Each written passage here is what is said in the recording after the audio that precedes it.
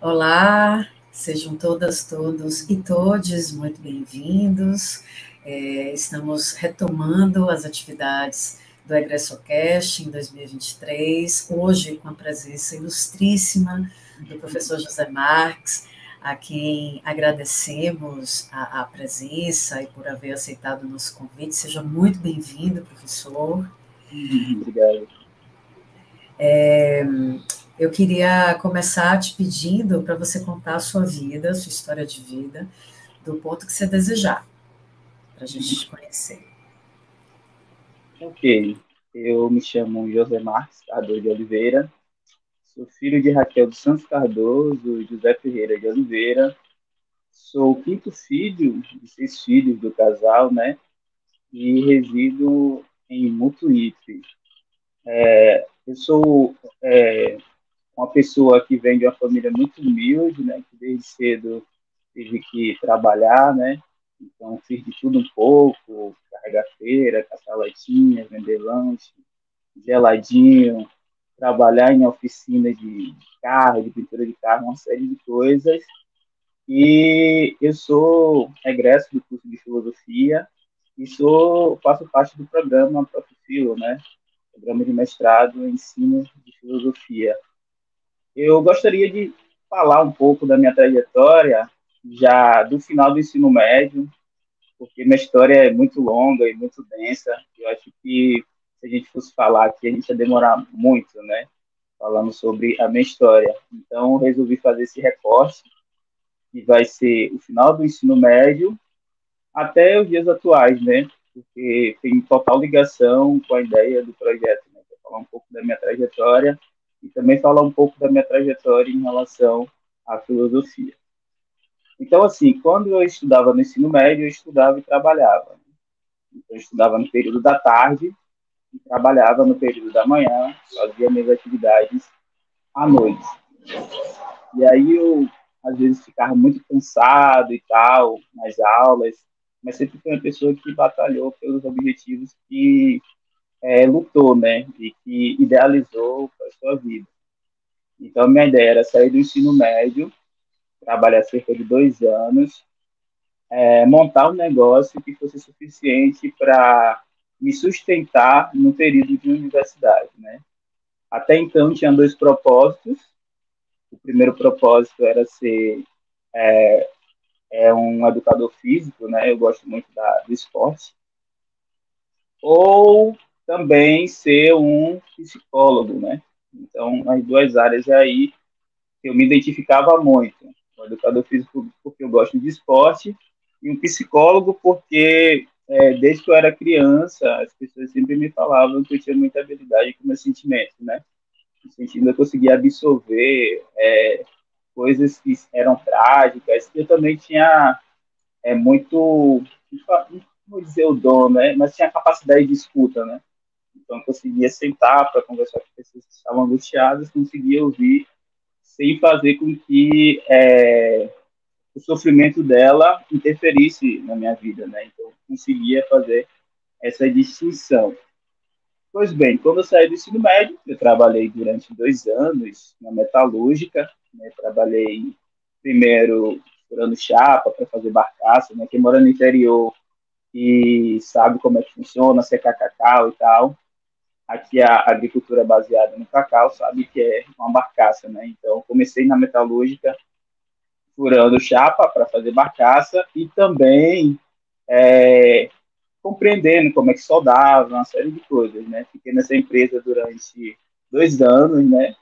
E aí eu tive um desentendimento com um encarregado de lá, né? E acabei saindo, né? Quando eu saí da empresa que eu trabalhava, eu recebi a mensagem de que eu fui admitido, né? No curso de filosofia. E por incrível que pareça, quem me inscreveu no curso de filosofia foi a minha irmã, né? Então, ela tentou me colocar no curso de educação física, na época eu não consegui. Aí ela estudava no CFP e via aqueles alunos de filosofia, via os eventos de filosofia, e ela entendia, de uma certa forma, que aquelas pessoas eram muito inteligentes, né? Ela, nossa, ela parece com você, né? Então, assim, o jeito, você vai gostar de filosofia. E aí ela me escreveu, né? Me escreveu, eu saí da empresa, montei uma lan house, na qual eu tinha tempo para estudar, né? Então, quando eu entrei na universidade, eu tinha tempo para estudar porque eu ficava ali no computador, os meninos jogando, e eu tinha esse tempo de estudar porque a aula era à noite, né? Então, durante o dia eu estudava e trabalhava ao mesmo tempo, e à noite iria para o curso, né?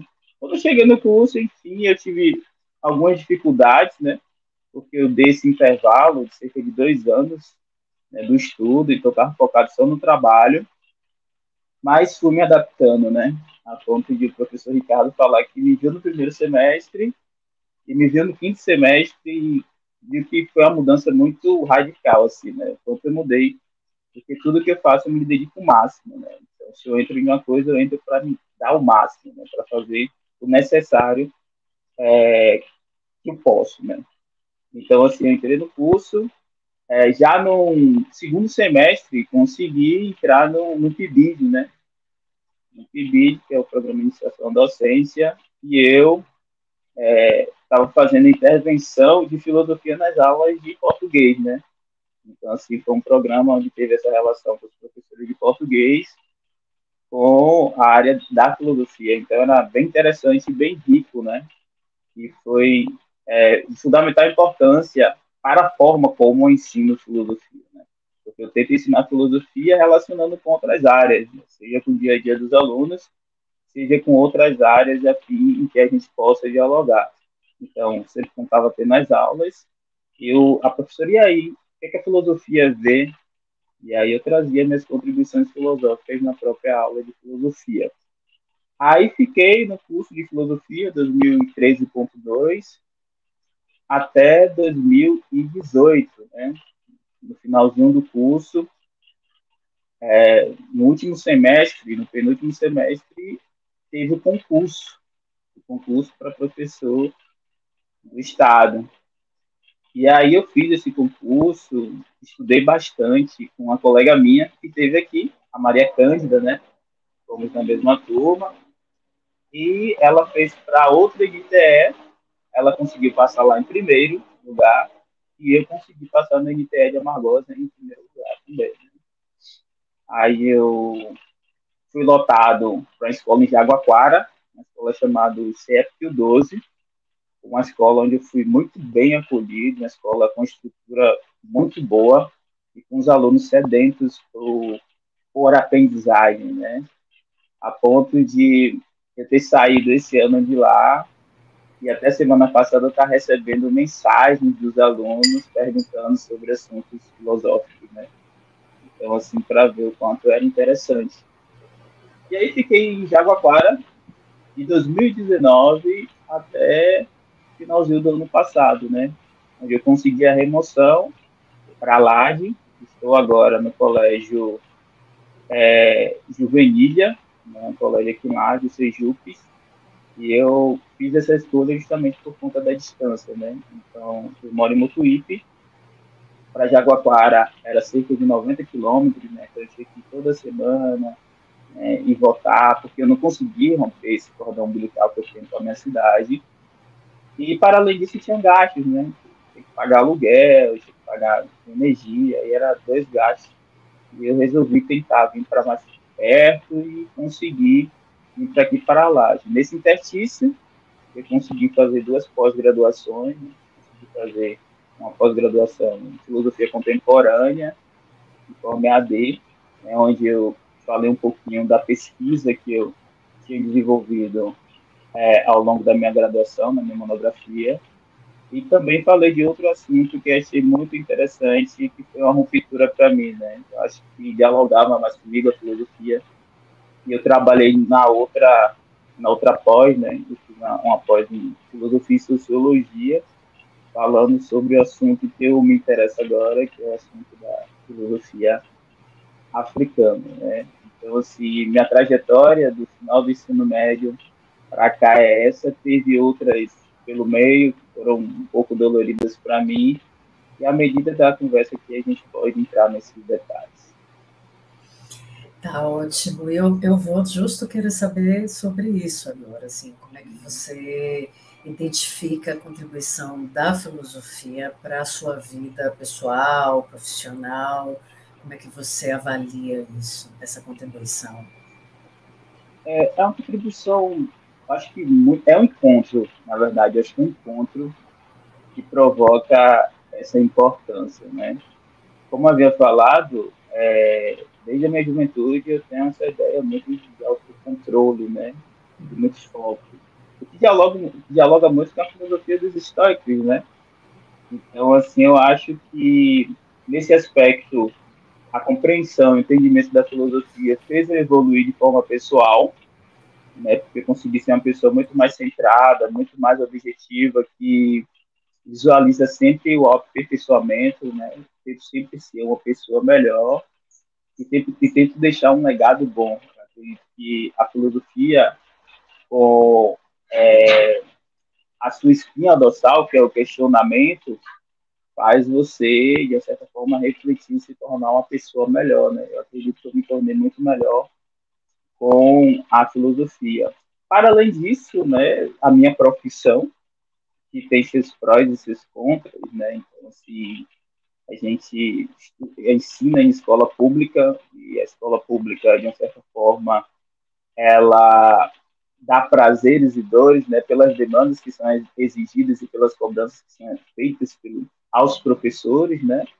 Então, se acha que o professor vai ser o salvador da pátria, se acha que o professor, nas condições que tem, uma sala cheia de cerca de 40 alunos, com um ventilador que atrapalha até você dar aula, com alguns alunos desinteressados que, de certa forma, contaminam toda a sala, de uma certa forma, faz com que muitas pessoas se afastem da educação. Mas é uma área que eu gosto, né?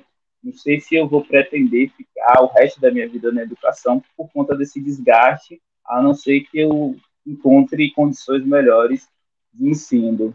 Mas, por outro lado, tem alunos que faz você assim, olha, eu vou para aquela sala dar aula porque tem aquela pessoa que está sedenta pelo conhecimento, né? Então, de certa forma, eu vou interferir positivamente na vida dele a ponto de, sei lá, daqui a 10, 20 anos, ele se recordar que fui uma pessoa que, de certa forma, contribuiu de forma positiva na vida dele.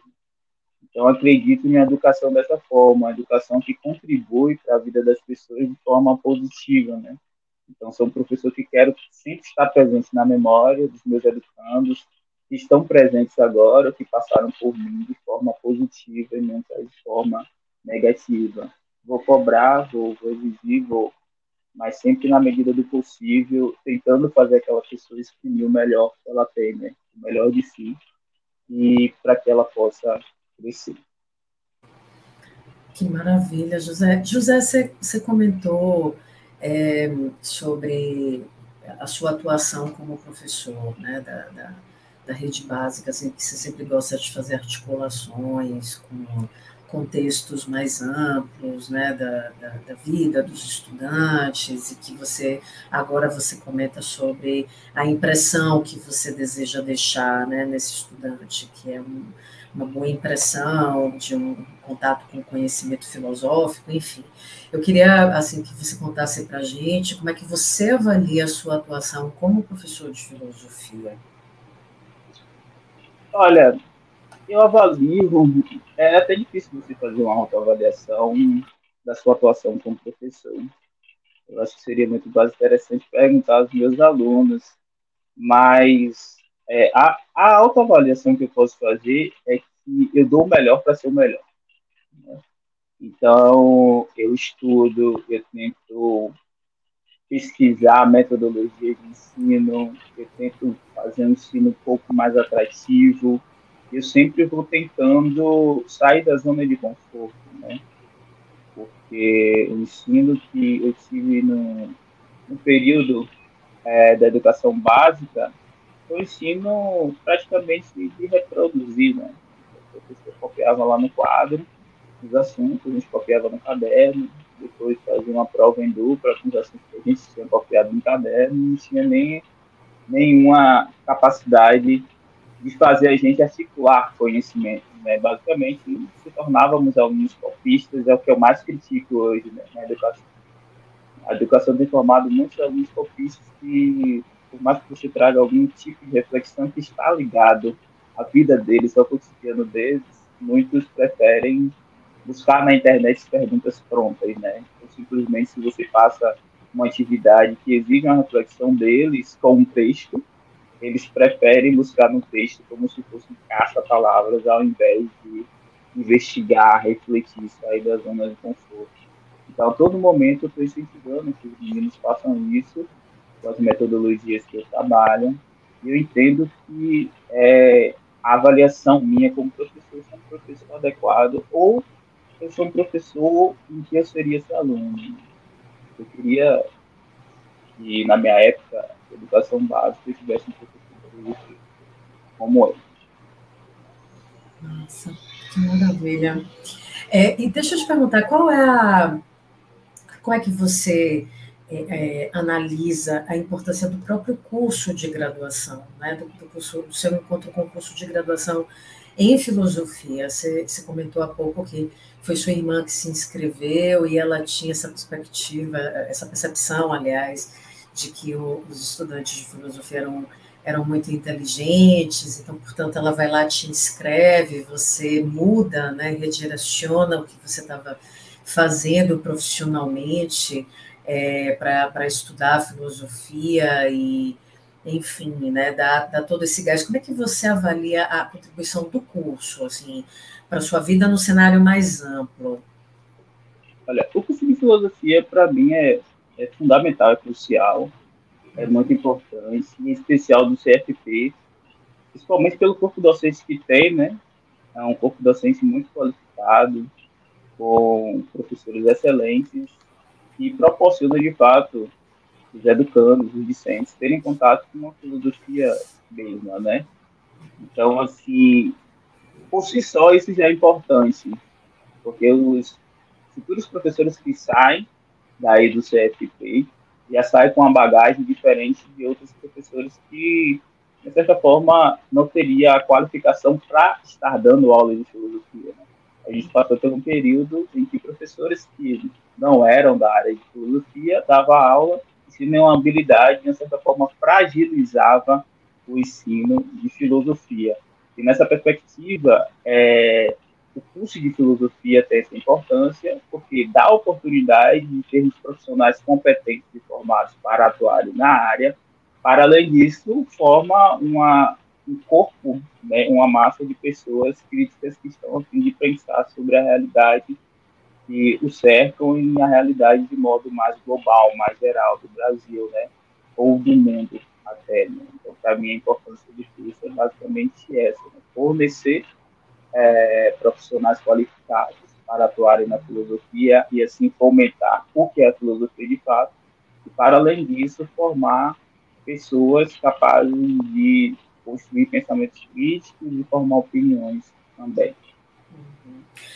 Você falou que você mora hoje em Laje, mas a sua família é de Mutuípe, né? Pode falar. Eu moro em Mutuípe, minha Você família é de mora em Mutuípe. Mutuípe. Ensino em Laje. E ensina em Laje, foi o contrário, desculpe.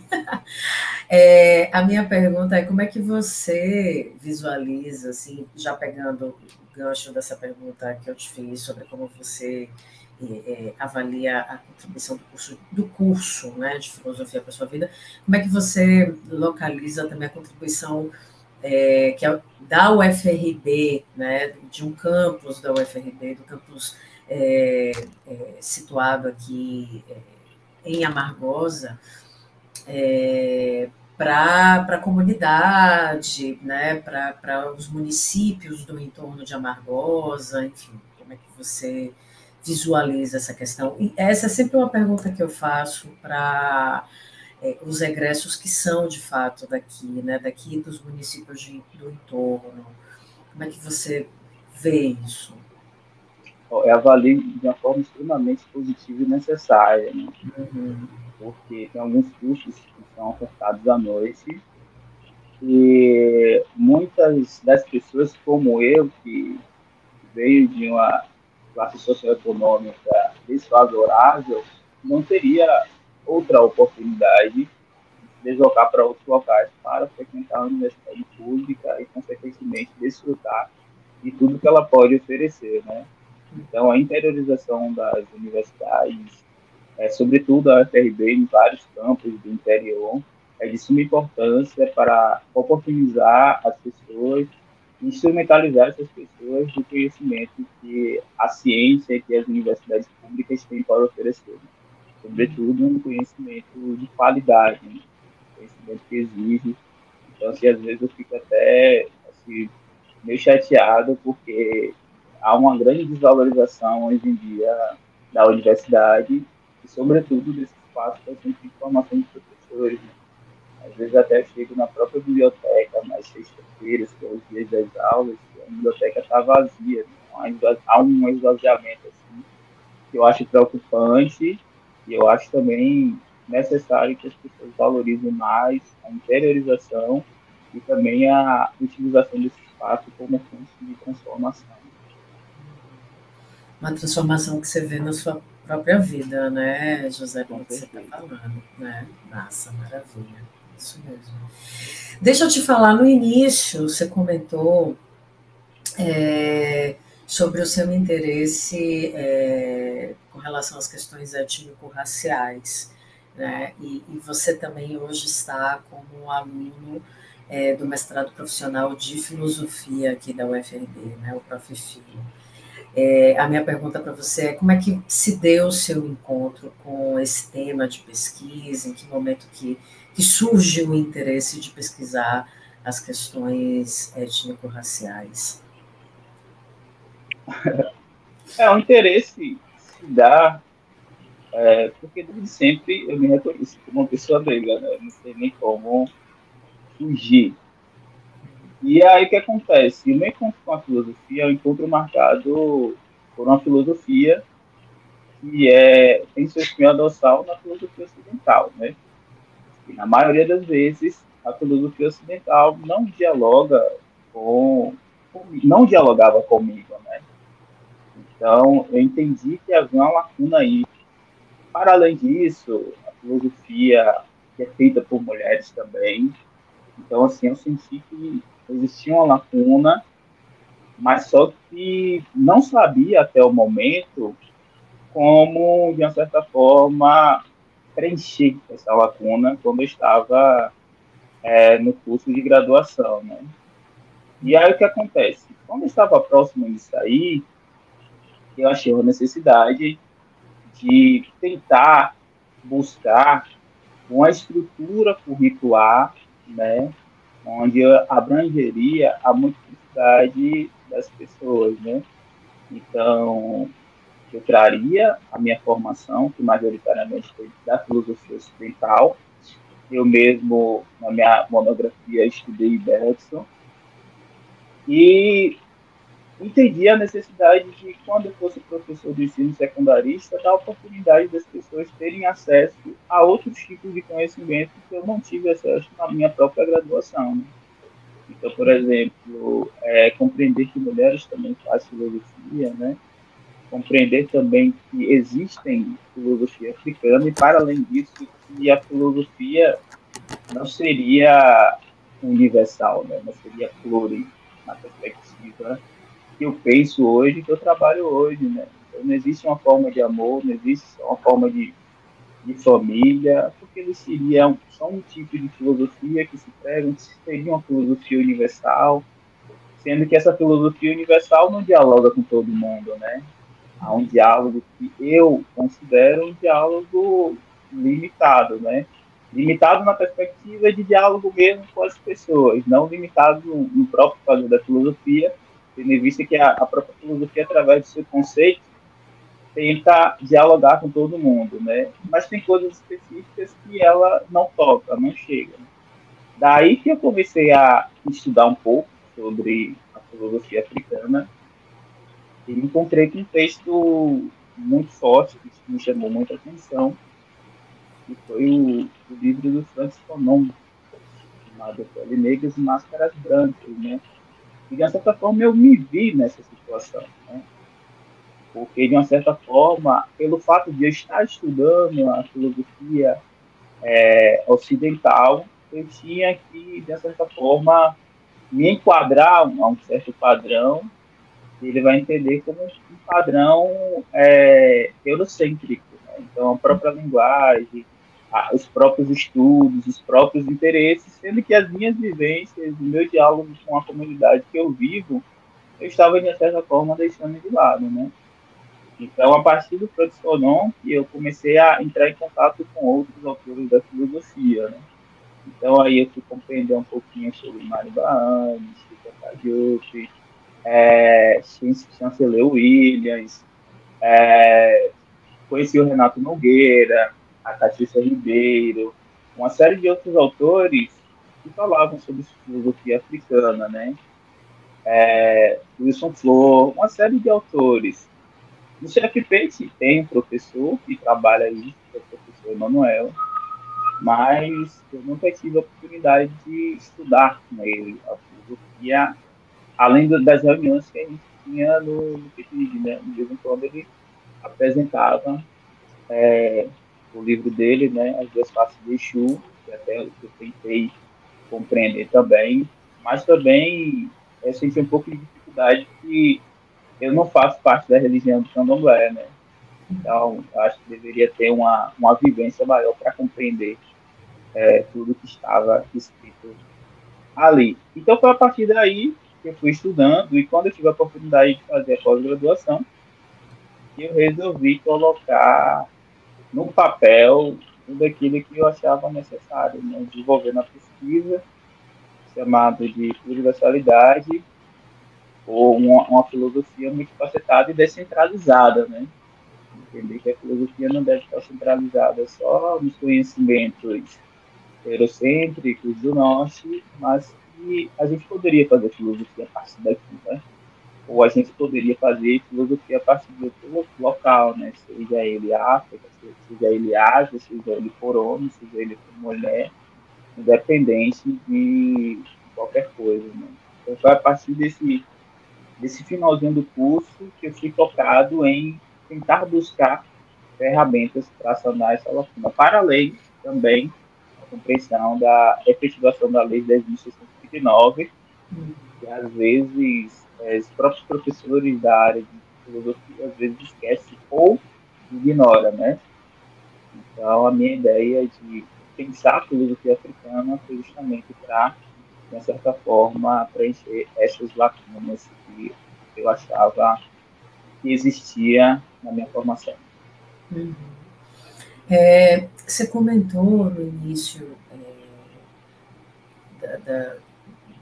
da resposta, né, sobre o seu encontro com o tema da pesquisa, sobre a questão do currículo, né, da carência que você localizava no currículo com relação a essas questões, né, étnico-raciais, de uma filosofia pensada a partir de outros referenciais, não eurocêntricos, digamos assim, né? E aí hoje eu comentava, né, que você está como estudante do mestrado profissional que atrela a realização, a defesa da dissertação a um produto, né? E aí eu queria te perguntar assim, o que é que você tem produzido, o que é que você vem pensando no âmbito da sua pesquisa, como é que você vem desenvolvendo a sua pesquisa e o que é que você tem pensado no âmbito da sua pesquisa em produzir na perspectiva deste produto. Não sei se você pode comentar aqui com a gente, dar alguma ideia mais genérica, só para a gente ter uma ideia do que você está produzindo agora, nesse momento, no âmbito do conhecimento filosófico. Ok, então, por essa lacuna que eu desenvolvi uma pesquisa, né, justamente para repensar a forma como a filosofia foi institucionalizada no Brasil, né, em especial com a fundação na USP. É uma pesquisa do professor Ricardo, a gente prática reflexiva, refletir muito sobre essa institucionalização da filosofia no Brasil. E foi através de missões francesas, né? Então, o Ricardo traz essa história da filosofia no Brasil pensando o professor, né, que seria intrépido né, e o tímido. Eu trago uma perspectiva diferente, pensando a influência dessas missões francesas, os conteúdos filosóficos que foram ministrados nesse início, que reverberam até hoje, e que também influencia no currículo, que seria o currículo universitário, e, para além disso, na produção dos livros didáticos, né? Tendo em vista que o livro didático, de certa forma, é o guia para o professor que não tem formação. Então, o professor que não tem formação, temos um colega que não tem formação em filosofia, entendia que aqueles conteúdos que estavam no livro, que era filosofia, né? Então, a minha ideia é repensar essa institucionalização do ensino de filosofia no Brasil, né, em especial na USP, como algo que, de certa forma, fomentou a filosofia ocidental e, para além disso, o epistemicídio que impediu outros conhecimentos de virem à tona e estarem nos cursos, né? Então, eu vou fazer uma pesquisa para fazer uma análise em relação aos conteúdos que são trabalhados no livro didático, né, pensando a localidade desses autores que estão no livro didático e, para além disso, os conteúdos que são tratados. Vou dialogar com a Lei 10.639, né, que é a necessidade do ensino de história afro-brasileira, africana e indígena. E a minha ideia é trazer o conceito de pluriversalidade, né? Então, o conceito de Mogobe Ramosé, onde ele vai entender que não existe uma filosofia única e vai fazer crítica à ideia de universalismo. Ele vai entender que a filosofia é pluriversal, a filosofia não está localizada em local, e a ideia é fazer um diálogo através de tirinhas com filósofos de diversas localidades, gêneros, enfim, né? Então, o meu produto vai ser fazer essa pesquisa traçando o percurso histórico de institucionalização da filosofia no Brasil, desde a USP, pensar a influência que essa institucionalização teve na produção dos livros didáticos e no currículo do ensino superior de formação de professores, que influencia também na forma como o professor do ensino médio dar aula, né? E, por fim, vou entender que a filosofia, pelo fato de ser pluriversal, há uma necessidade de ter diálogos entre povos e entre perspectivas diferentes. Né? Então, a gente poderia fazer um diálogo entre, por exemplo, o Michel Foucault e o Achille Mbembe, né, para trabalhar a relação de poder.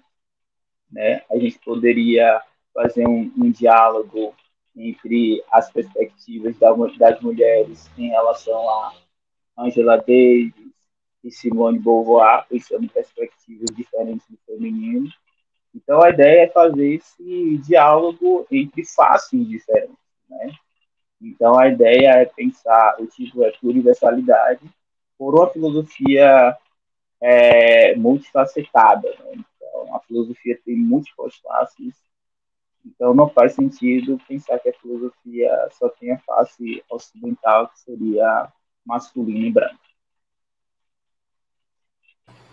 Maravilha, José. E isso vai estar sob a forma de um livro didático, produzido nesse formato? Essa é a sua ideia? É porque, assim, a ideia que foi perpassada para a gente é que o próprio... a escrita já é um produto, mas que a gente pode fazer o produto, aplicar e trazer resultados, né? Isso. Então, às vezes, nas minhas aulas de filosofia, eu costumo trabalhar com tirinha, né?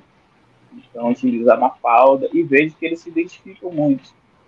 Então, a ideia da tirinha é fazer tirinhas e utilizar nas minhas aulas e ver se foi eficaz no processo de aprendizagem do conteúdo de filosofia, né? Então, a ideia é trazer um conteúdo um pouco mais atrativo e, para além disso, um conteúdo que traga filosofia mesmo, né? Então, é possível fazer filosofia através de tirinha. Uma colega nossa, Natália, ela sugeriu que nós publicássemos as nossas pesquisas por meio de um livro, né? Mas não sei se isso vai ser possível. A princípio, eu não pensei em um livro com tirinhas, né?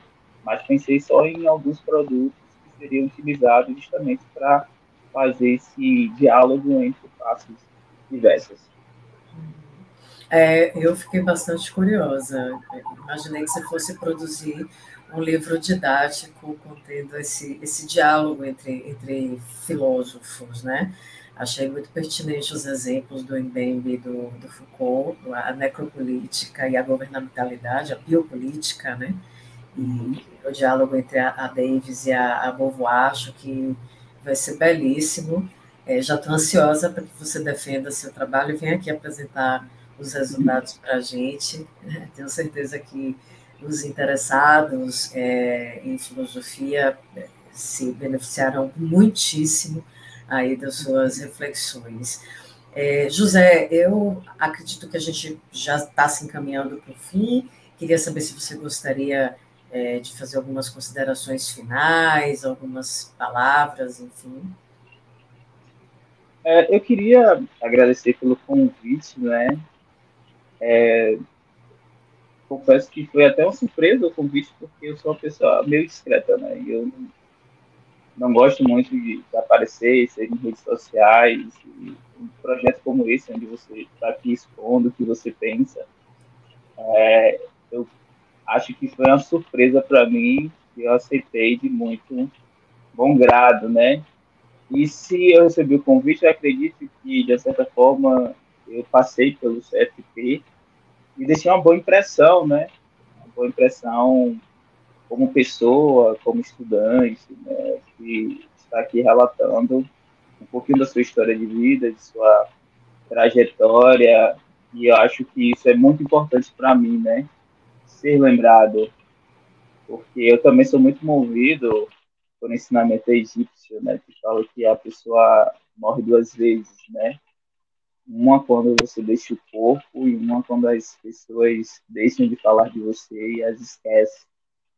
Então, a minha ideia eu entendo que eu tenho um objetivo aqui na Terra, né? Uma função aqui na Terra, e é passar e ser lembrado por coisas boas, né? Como eu fui lembrado e fui convidado para participar desse Regresso Cast, né?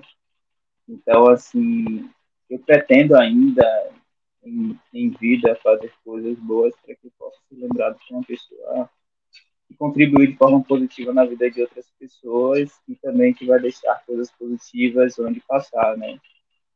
Quero falar que quem está no curso de filosofia agora se dedique ao máximo e que possa deixar essa impressão também positiva, né, para outras pessoas que queiram entrar, né? Porque o curso tem uma excelente qualidade, os professores são excelentes e tem muito a contribuir com a vida de todos e todas e todos que passarem pelo curso de filosofia, né? Queria agradecer a todos e a todas, e foi muito bom participar desse bate-papo. Poxa, que maravilha. A gente que te agradece mais uma vez por haver aceitado o nosso convite. Eu tenho certeza que essa marca que você deseja deixar está aí acontecendo no cotidiano das suas aulas, né? Agora como aluno do mestrado. Né? Tenho certeza também que o resultado aí da sua pesquisa vai interessar a muitas pessoas e ratifico aqui o convite para que você venha contar para a gente como ficou, quais os resultados aí da sua pesquisa, enfim, como você formatou aí esse diálogo entre filosofias, entre filósofos. Para a gente vai ser muito bacana e certamente vai servir de inspiração a muito mais pessoas também, a muitos estudantes, enfim. Então, eu agradeço em nome de toda a equipe do AgressoCast, e acho que agora a gente conclui a nossa entrevista. Um forte abraço a todos e todos e todos, e até o nosso próximo episódio. Muito obrigada, viu, José, mais uma vez. Eu agradeço. Tchau, tchau. Tchau.